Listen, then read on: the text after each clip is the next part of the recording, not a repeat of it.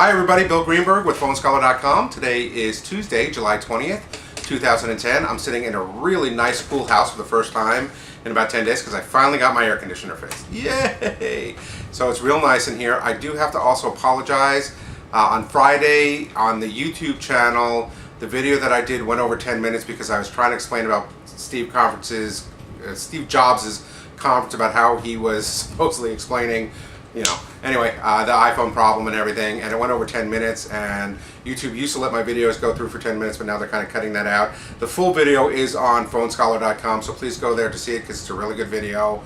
Hopefully most of you have also read about it, but I will try to edit it, but just haven't had the time, so we'll check from there. Also, here's what is on tap for today. The summer of super phones.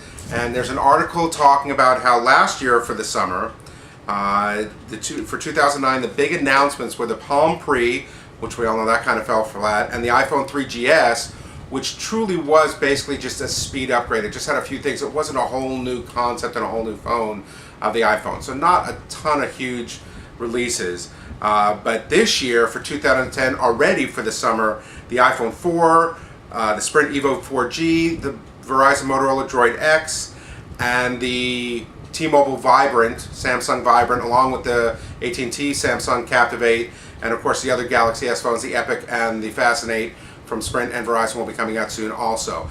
Now there's a comparison chart picture on the website. It's blurred and I'm sorry the transfer didn't come out well. If you click on the actual picture, it'll pop up in a new screen and you can see a comparison between the Droid X, the EVO, the EVO 4G, excuse me, the iPhone 4 and the Vibrant, one from each carrier. So it's a really good comparison chart. It's the first time that I've been able to see all four of those in one spot together, so check that out. It also taught the article goes into all four of these phones, what's kind of good and bad about them, where they're going. As you will see, they're all basically priced at $199, although the 16 gigabyte iPhone is $299. So that price point looks like it might be the hitting point for a lot of these phones.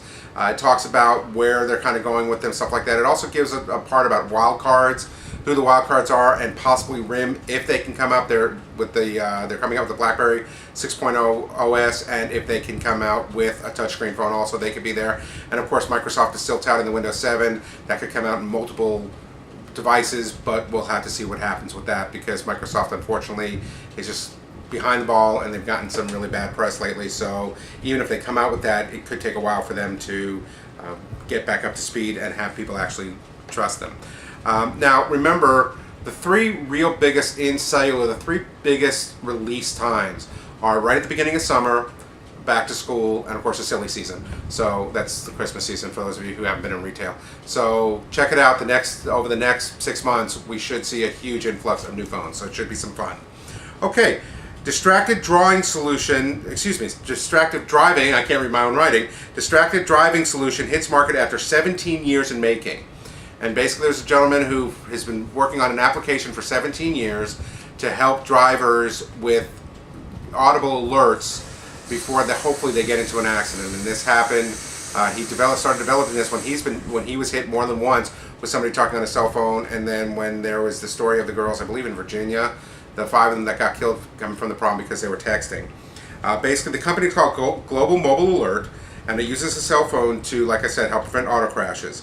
Audible alerts notice the driver when moving faster than predetermined speed. So you put a speed in there, and if you go faster, it tells you. Now, of course, you could also look down at the speedometer and see that part. I'm not trying to belittle it, but I'm just saying that part.